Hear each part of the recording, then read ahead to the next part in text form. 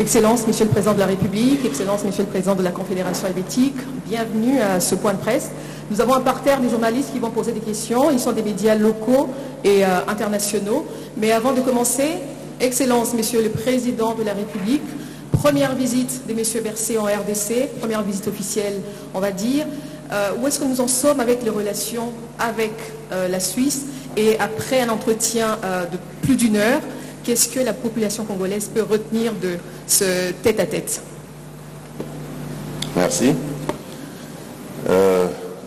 Avant toute chose, permettez-moi d'abord de souhaiter la bienvenue au président Alain Berset, qui nous fait une visite très intéressante et très importante, surtout en ce moment où nous sommes à la veille de la présidence de la Confédération helvétique au Conseil de sécurité des Nations Unies.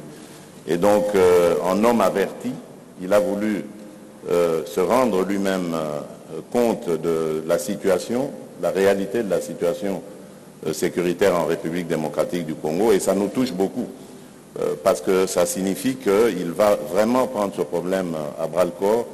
Et vous qui vouliez savoir où est-ce que nous en sommes dans nos relations avec la Suisse, eh bien voilà, ça c'est vraiment une preuve d'amitié et de solidarité envers le peuple congolais, envers la République démocratique du Congo. Et à part ça, ben, il y a aussi la coopération, les problèmes de coopération bilatérale. Et nous nous sommes convenus d'accentuer ces relations, de les développer davantage dans plusieurs secteurs de la vie économique. Donc voilà ce que je peux dire à ce stade. Monsieur le Président de la Confédération helvétique, Monsieur Berset, c'est votre première visite officielle en RDC, une visite qui est placée sous le signe de l'aide humanitaire. L'humanitaire, on le sait, c'est la conséquence, la cause, les conflits. Vous allez faire une tournée dans la partie est du pays pour notamment vérifier ou faire une évaluation de la coopération bilatérale. Quel est votre premier message à la population congolaise? Et merci beaucoup tout d'abord, Monsieur le Président, cher Félix, merci pour cet accueil, ce magnifique accueil qui nous est réservé ici au Congo, à Kinshasa, et comme vous l'avez dit tout à l'heure, l'occasion aussi plus tard dans la semaine de visiter Goma, Bukavu, d'aller voir la situation sur place. Et je crois que cette visite s'inscrit naturellement dans un cadre d'excellentes relations bilatérales que nous avons, mais aussi dans un cadre de relations multilatérales dans un monde relativement chahuté, avec beaucoup d'enjeux pour nos pays, pour le système multilatéral et évidemment avec la situation que vous avez mentionnée dans l'est du pays, une préoccupation aussi que nous souhaitons porter jusqu'au Conseil de sécurité lors de la présidence de la Suisse en mai de cette année, parce que nous avons placé le principal débat que nous allons mener dans ce cadre-là sous l'angle de la protection des populations civiles. Et le premier message peut-être pour la population, c'est de dire, eh bien, le pays n'est pas seul, la population ne doit pas être laissée de côté, et nous souhaitons vraiment porter l'attention sur celles et ceux qui sont parmi les premières victimes de situations d'insécurité, de déplacement, qui sont les populations civiles. C'est ça que nous souhaitons faire en sorte de porter ce débat jusqu'au Conseil de sécurité, naturellement dans le cadre aussi de toute la discussion qui va avoir lieu sur la présence de la MONUSCO et de l'ONU. Nous connaissons évidemment le débat qui a lieu ici dans le pays, nous connaissons aussi le débat qui existe sur le plan international, et la Suisse, comme membre du Conseil de sécurité, aura aussi un mot à dire dans ce cadre. Donc cette visite dans l'Est est pour moi un moment très important, après la visite ici bien sûr à Kinshasa, et c'est un très grand plaisir d'être de retour. C'est la première fois que je suis là en fonction comme président de la Confédération suisse. Je crois que c'est que la deuxième fois qu'un président ou une présidente de la Confédération visite le pays depuis l'indépendance. Donc c'est pas si courant. La dernière fois c'était il y a une quinzaine d'années. Mais j'étais déjà venu auparavant. Je vous l'ai dit, Monsieur le Président, j'étais venu auparavant en 2004 une première fois, alors qu'on était en plein dans le processus de Sun City comme parlementaire. Et j'étais revenu également en 2011 dans le cadre d'une organisation commune qui nous tient très à cœur, qui est l'organisation de la francophonie.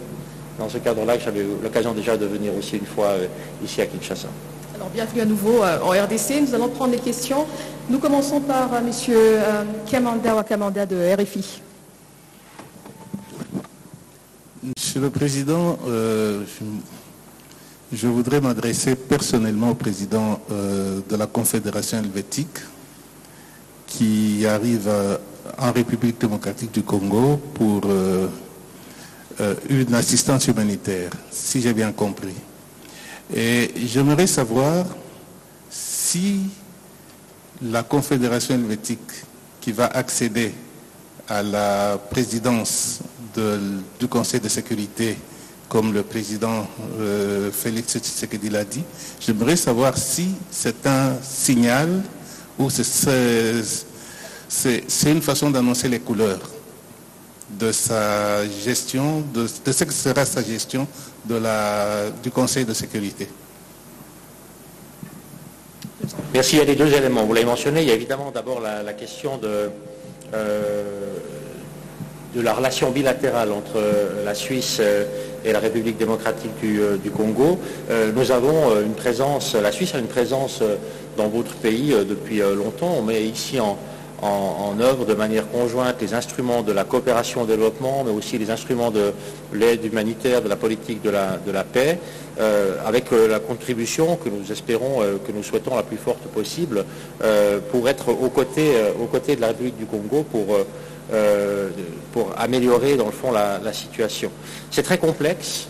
Mais dans ce cas, ce que je peux vous dire, c'est qu'en 2022, donc l'année passée, ce sont environ 25 millions de dollars que la Suisse a investi pour l'aide humanitaire, aussi pour la promotion de l'accès à la santé, pour la sécurité alimentaire, les questions de gouvernance et d'emploi, et on l'a fait notamment dans les provinces Nord Kivu, Sud Kivu et Ituri. Et ça, c'est vraiment la relation bilatérale et les travaux que nous avons là ensemble. L'autre élément, c'est le Conseil de sécurité. Pour la Suisse, ça a été un pas important de devenir membre des Nations Unies. Nous ne sommes pas un membre depuis très longtemps. Ça fait une vingtaine d'années maintenant. Et c'est la première fois que la Suisse va participer au Conseil de sécurité, ou participe depuis le début du mois de janvier, mais vraiment avec cette approche que l'on connaît, je crois, de la Suisse. L'engagement pour la paix, pour les processus de paix, pour la médiation, pour le dialogue. Vous connaissez également Genève, ce que nous appelons la Genève internationale, qui est le deuxième siège de l'ONU après New York, qui pour nous est d'une très très grande importance, un endroit où peut se passer beaucoup de contacts, d'échanges, pour tenter de trouver des solutions pacifiques aux problèmes et aux conflits. Et dans ce cadre-là, évidemment, c'est aussi cet ADN politique, c'est aussi cet ADN de la Suisse que l'on porte au Conseil de sécurité. C'est la raison pour laquelle un des grands thèmes de cette présidence du Conseil de sécurité, c'est la protection des populations civiles. Et où est-ce que les populations civiles ont besoin le plus de protection et de soutien? C'est là où il y a de l'insécurité, c'est là où il y a des conflits, c'est là où il y a des personnes qui doivent ou sont contraintes de se déplacer. Et c'est sous cet angle-là que, oui, vous avez dit, est-ce qu'on montre la couleur avec ça? Oui, on montre la couleur. C'est ce pourquoi nous souhaitons nous engager, et il n'y a rien de mieux pour le faire que d'avoir eu des contacts sur le terrain, des échanges, de pouvoir voir les situations pour pouvoir en parler en connaissance de cause. C'est la raison aussi, naturellement, de tout ce déplacement dans l'est du pays dès demain. Voilà, alors il y a une question qui va dans le même sens. Elle sera posée par M. Abraham Lwakabwanga, Jean-Marie de Congo Émergence, politique de neutralité et assistance humanitaire, encore une fois. Merci, Excellence, et bienvenue encore une fois en RDC. Excellence, Monsieur le Président, tout récemment, la Suisse a détruit les armes qui étaient destinées à l'Ukraine par souci de préserver son image de neutralité dans ce conflit. Ma question est de savoir ce que vous pensez faire d'une manière spécifique. C'est vrai, vous apportez l'aide, mais est-ce que nous allons cette fois-ci entendre, étant donné que vous allez bientôt participer au Conseil de sécurité, avoir des mesures fermes de condamnation par rapport à cette agression que subit la RDC sous le silence de la communauté internationale? Je vous remercie. Merci. La question de la neutralité est une question naturellement d'une grande sensibilité, mais aussi d'une grande vivacité dans notre pays, en Suisse. Cette question de la neutralité a aussi une assez longue histoire, et nous avons des règles que nous nous appliquons à nous-mêmes, évidemment, pour préserver cette neutralité. Neutralité ne veut pas dire indifférence. La neutralité n'est pas l'indifférence. Vous avez mentionné l'agression de la Russie sur l'Ukraine. Eh bien, dans ce cadre-là, évidemment, la Suisse a repris les sanctions européennes. Nous avons pris je crois, une position qui est très claire pour dénoncer toute la violation brutale du droit international. C'est complètement inacceptable, c'est une violation directe de la Charte des Nations Unies. Enfin, il n'y a rien de tolérable dans tout cela. Cela dit, cela ne nous conduit pas à participer ou à exporter des armes ou à autoriser des réexportations d'armes, parce que nous avons une règle claire dans notre conception de la neutralité. Nous ne livrons pas, dans le fond, d'armes à des pays qui sont en conflit. Pour la question de l'Est du pays, ce que vous avez mentionné, je crois qu'il y a beaucoup de choses qui se sont produites depuis quelques mois maintenant, et il y a eu ce rapport de l'ONU qui a, je crois, eu des mots très clairs sur la situation dans l'Est, sur la participation de pays voisins qui financent le groupe M23. C'est une discussion qui doit aussi maintenant se produire sur le plan international. Et je crois que la présence aujourd'hui ici n'est pas pour vous dire comment on peut résoudre ce problème dans la région où il se trouve. Je crois que la solution à ce problème, ce n'est pas une indifférence de la communauté internationale, en tout cas pas de la Suisse. La solution doit venir de la région et des pays eux-mêmes. Bien sûr, avec un accompagnement et peut-être un suivi, si vous le souhaitez, de notre part, mais nous ne sommes certainement pas là pour dire à la République démocratique du Congo comment est-ce que ce problème doit être résolu. Plutôt au contraire, pour, dans le fond, apporter un soutien, une visibilité, une présence, pour porter ce débat sur le plan international, aussi dans le cadre du Conseil de sécurité. Et nous sommes très très attachés, évidemment, à l'intégrité territoriale de tout pays. Et cette intégrité territoriale signifie simplement qu'il n'est pas acceptable d'aucune manière qu'un autre pays intervienne sur les territoires d'un pays souverain. Et je crois qu'avec ça, on a naturellement une position qui est très claire. Merci beaucoup. La prochaine question est adressée à son Excellence, Monsieur le Président de la République démocratique du Congo. Elle est posée par Monsieur Paul Lorgerie de la radio suisse romande, non, RTS, radio-télévision suisse. Oui, bonjour Monsieur le Président, Paul Lorgerie de la RTS. Ma question est pour vous, Monsieur le Président de la République démocratique du Congo. Aujourd'hui, dernièrement, il y a eu beaucoup d'évolutions, notamment à l'Est et autour de la ville de Goma. On voit que certaines positions du M23 sont en train d'être reprises par la force régionale de l'EAC. Certaines personnes, selon des personnes sur place, des déplacés retournent chez eux, notamment c'est les personnes du camp de Kanyaruchinya. Donc, selon votre point de vue, comment la situation justement humanitaire est-elle en train d'évoluer ? Et il y a une autre question qui est en ce moment d'actualité, c'est quid du renouvellement du mandat de l'EAC pour une période de 3 mois, entend-on. Pensez-vous que cela sera suffisant pour justement pour régler le problème? Et ensuite, quid de l'état de siège qui aura bientôt 2 ans? Je vous remercie. Très bien. Merci. Pour commencer, les déplacés de guerre, la situation des déplacés de guerre reste toujours précaire. C'est vrai qu'il commence à y avoir des retours, mais qui sont encore timides, parce que le retrait des terroristes du M23 se fait assez lentement. Donc nous ne sommes pas encore à un rythme rassurant pour les populations qui en ce moment vivent dans des conditions infrahumaines. Donc ce retour, je disais qu'il se fait timidement, mais nous espérons que dans les semaines à venir, il va s'accélérer. Pourquoi nous l'espérons? Parce que nous avons répondu à une lettre du secrétaire général de la communauté d'Afrique de l'Est qui nous demandait pour la prolongation du mandat de la force régionale et qui faisait un certain nombre d'observations par rapport à cela.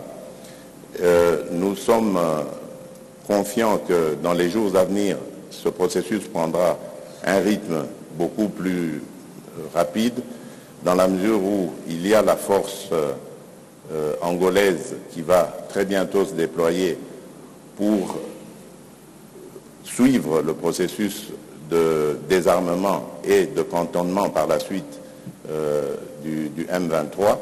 Et à partir de ce moment-là, nous ne pensons pas que ce sera encore nécessaire de garder les forces qui composent aujourd'hui la force régionale. Donc je parle de l'Ouganda, du Burundi, du Sud-Soudan et du Kenya. Parce qu'à ce moment-là, les forces du M23, le groupe du M23 sera précantonné, comme nous l'avons proposé, à Kichanga, où se trouve une base de la MONUSCO, et aussi une piste d'aviation, parce qu'après le précantonnement et donc le désarmement, ces forces seront déplacées vers un site que nous sommes en train d'aménager maintenant en ce moment près de la ville de Kindu, où ils iront en cantonnement, et de là, nous les préparons donc à s'introduire dans le processus de désarmement, démobilisation, réinsertion communautaire. Voilà, donc nous sommes dans cette dynamique.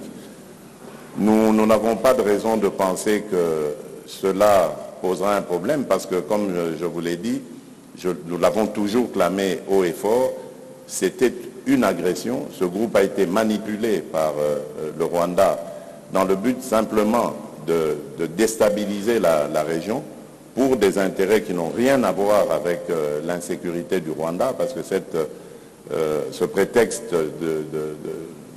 du soutien de la RDC au FDLR est fallacieux.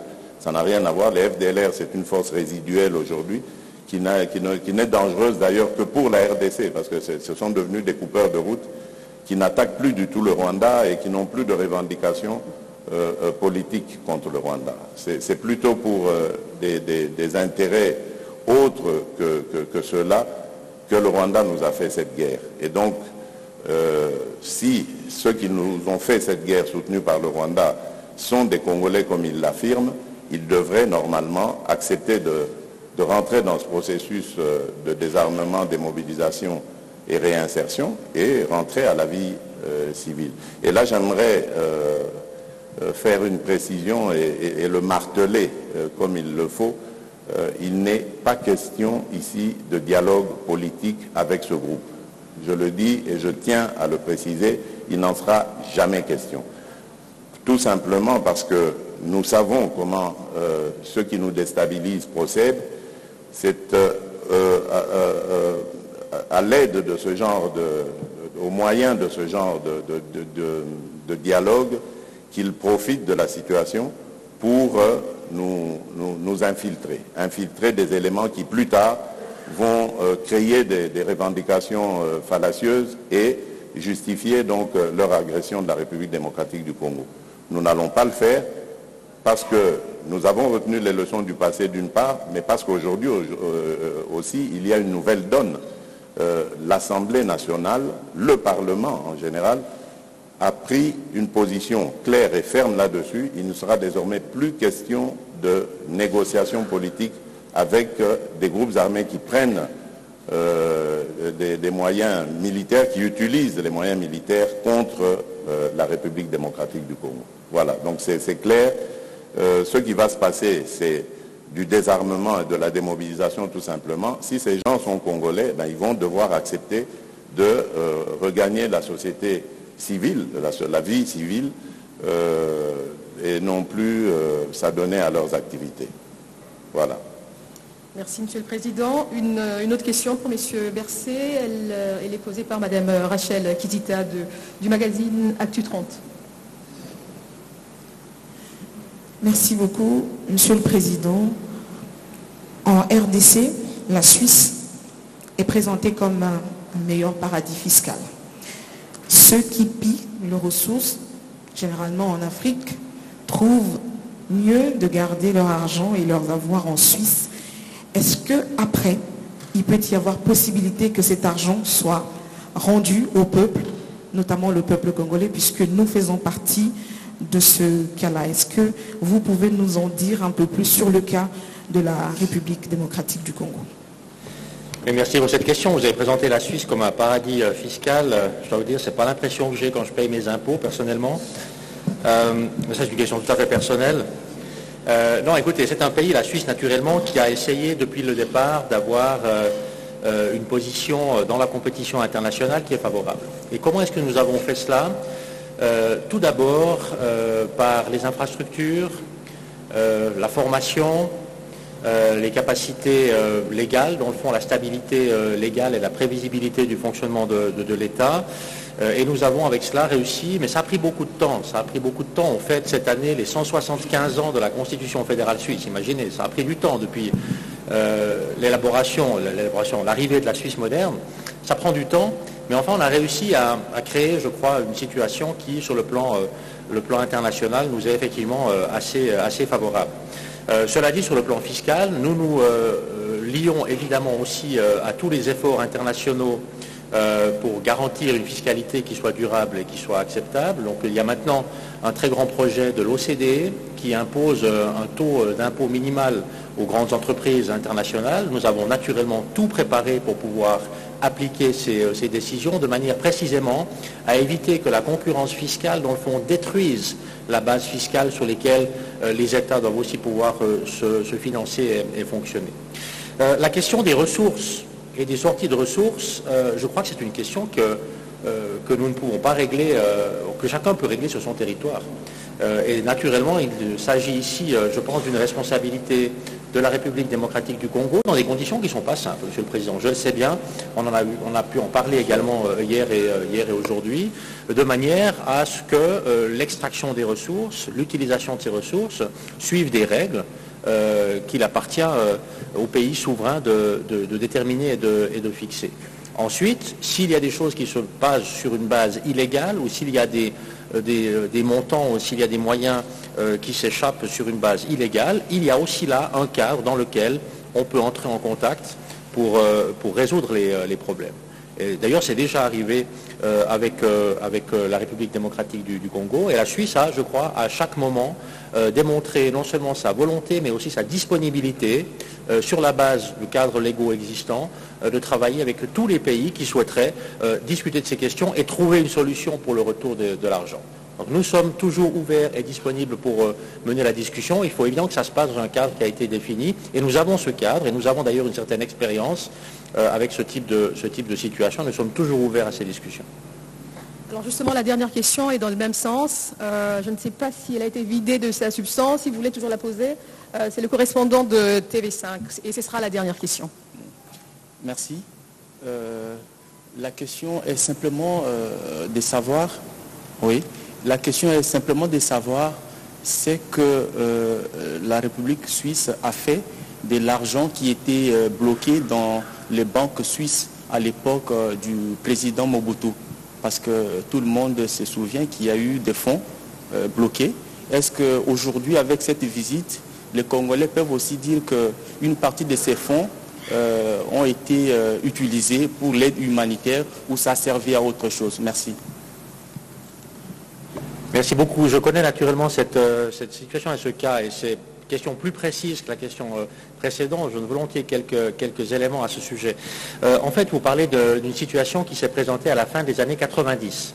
Et à la fin des années 90, le gouvernement suisse a gelé un compte bancaire, a également bloqué les avoirs. C'était une villa ou une maison qui avait appartenu au maréchal Mobutu Sese Seko pour un montant d'un peu plus de 5 millions de dollars. Et alors, à cette époque, la RDC n'avait pas engagé de procédure pénale pour retrouver ses biens. Elle n'avait pas non plus confisqué ses biens. Et la Suisse a essayé d'aider, de soutenir ces processus malgré tout. La Suisse avait même mis à disposition un avocat suisse pour représenter la RDC dans une procédure pénale contre le maréchal Mobutu en Suisse. Mais ça ne s'est pas poursuivi. Et là, c'est aussi une question de responsabilité, une décision, j'imagine, des autorités de la RDC de l'époque qui n'avaient pas poursuivi les voies légales en Suisse jusqu'au bout. Nous avons essayé, la Suisse a passé 12 ans à essayer d'empêcher que cet argent ne retourne aux héritiers et qu'il puisse précisément être utilisé à d'autres fins ou revenir à l'État, mais ce n'est pas possible de le faire si l'État n'engage pas de poursuite. Nous avons fait tout ce que nous pouvions de notre côté et le cas s'est ainsi arrêté. Il n'y a pas de lien par contre avec le soutien de la Suisse et la présence de la Suisse sur le plan bilatéral. La présence de la Suisse sur le plan bilatéral, c'est une relation, j'allais dire, d'égal à égal entre deux pays souverains qui ont une longue tradition d'excellents contacts. Et il s'agit pour nous de simplement apporter une présence, un soutien dans des contextes particulièrement fragiles auxquels nous sommes attentifs. Et comme je le dis toujours, la Suisse n'est pas là pour vous dire comment il faut régler les problèmes. Nous essayons de faire ce que fait chaque pays souverain, c'est d'avoir la meilleure situation possible pour notre pays et notre population. C'est ça qu'on essaye de faire. Mais les contextes sont différents. Et c'est la raison pour laquelle nous pensons, nous Suisses, pouvoir aussi évidemment apprendre beaucoup de la manière dont les questions sont gérées ici en RDC, parce que les problèmes auxquels vous faites face ne sont pas les nôtres. On a des problèmes différents. Et ça, eh bien, cette diversité des problèmes fait que l'on peut beaucoup apprendre en étant à hauteur de vue, d'égal à égal, de comment est-ce que l'on fait de part et d'autre. Nous sommes très intéressés à apprendre aussi de la RDC dans ce cas. Nous sommes naturellement prêts aussi à livrer nos propres expériences sur nos propres problèmes si c'est souhaité de la part de la RDC. Et c'est dans ce sens aussi, je crois qu'il faut voir cet échange, ces contacts et la durée de ces contacts. Je ne sais pas s'il y a quelque chose à ajouter, mais en tout cas, Excellence, Monsieur le Président, vous dit merci d'avoir pris part à ce point de presse et on vous souhaite, Messieurs Berset, une bonne suite de visites en RDC. Merci beaucoup.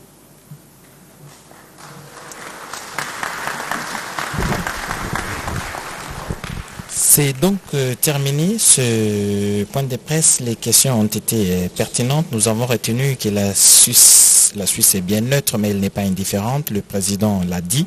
Il a donc rappelé que son pays, la Confédération helvétique, travaillera, en tout cas pour la première fois, comme président du Conseil de sécurité des Nations Unies.